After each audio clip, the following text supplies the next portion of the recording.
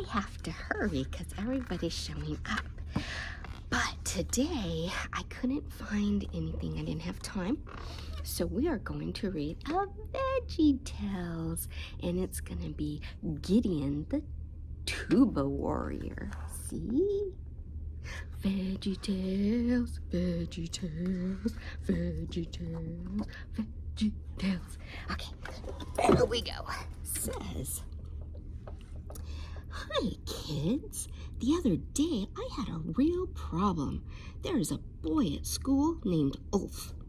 He was looking for a place to sit at lunch. As he walked by my table, I was about to ask him if he wanted to sit down because I know that's what God would want me to do. But I was afraid the Zucchini brothers would be mad at me if I did. They said that Ulf eats strange food. I asked Bob, and he told me that I should read the story of Gideon, the Tuba Warrior. So here we go.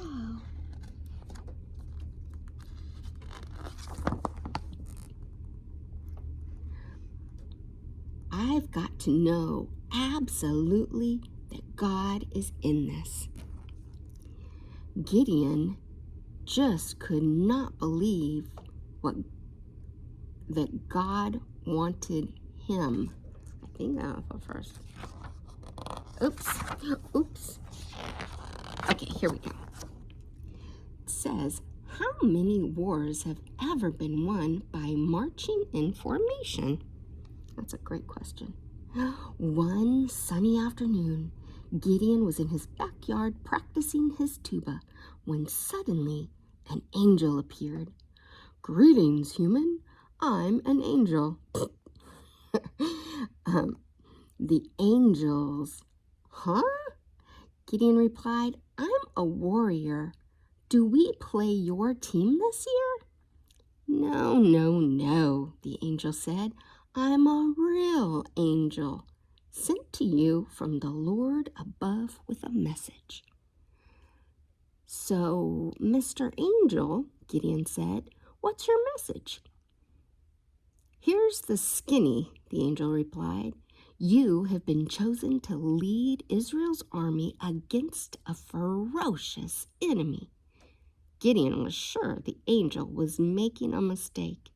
He explained to the angel that he was a tuba player, not a warrior. But the angel assured him that he was the one chosen by God to fight an army of huge, hairy Midianites. Dun, dun, dun, dun. And this is where he says, I've got to know absolutely that God is in this. Gideon just could not believe that God wanted him. He asked for a sign from God. So that night, Gideon laid a piece of fleece down on the ground. In the morning, if the fleece was wet and the ground was dry around it, then he would believe that this was God's will. The next morning, Gideon checked the fleece. Sure enough, the ground around the fleece was dry, but the fleece was soaking wet. God has chosen me? Now, the hard work would begin. Gideon had to gather the army. Join God's army and get a free flashlight, he yelled as the soldiers flocked to their leader. Just as Gideon was beginning to feel confident with the size of his army, the angel pulled him aside. There are too many, he said. You have to get rid of some of them.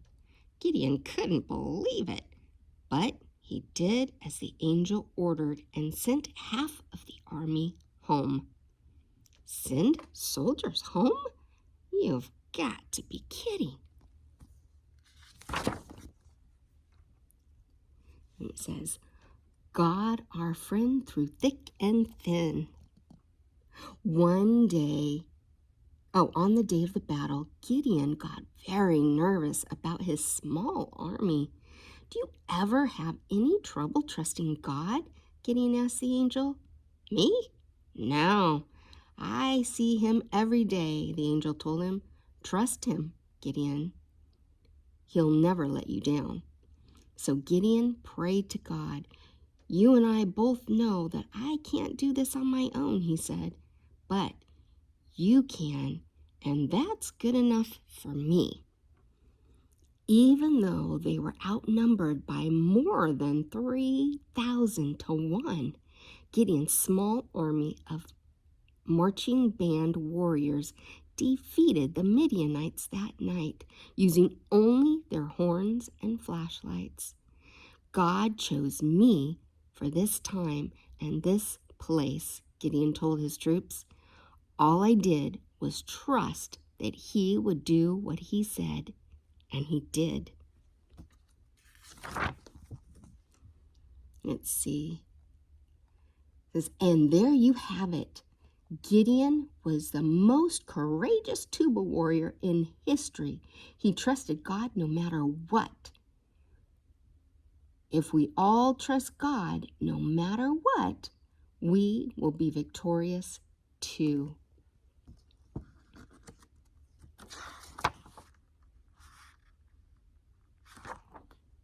Let's see. It says Gideon's story.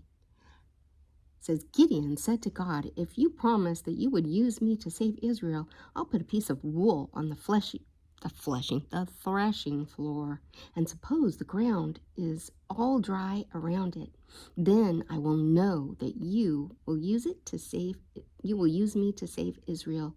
I'll know that your promise will come true. Gideon got up early the next day. He squeezed out the dew from the wool. Then Gideon said to God, don't let your anger burn against me. Let me ask you just one more thing. Let this wool for one more test. This time make the wool dry and cover the ground with dew. So that night God did it. The Lord spoke to Gideon and said, I want to hand Midian over to you, but you have too many men for me to do that. I do not want Israel to brag that their own strength saved them. So Gideon took 300 men. During that night, the Lord spoke to Gideon and said, get up, go down to the camp. I'm going to hand it over to you. Gideon separated the 300 men into 3 companies. He put a trumpet and an empty jar into the hands of each man, and he put a torch inside the jar. Watch me, he told them. Do what I do.